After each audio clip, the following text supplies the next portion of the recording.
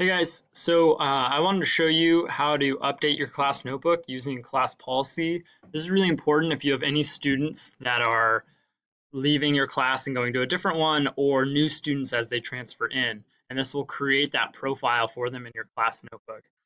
So the first thing you need to do is go down to class policy. Down here at the bottom of the screen, you're going to find class policy either right here or here. Go ahead and click on class policy and sign in.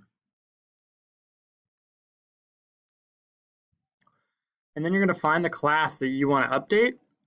Make sure you click the selection mode and then a single click on the course that you want to change or update, excuse me. And then you're going to go down here to where it says update class notebook and click on that. And that'll update your class notebook. It may have you log in.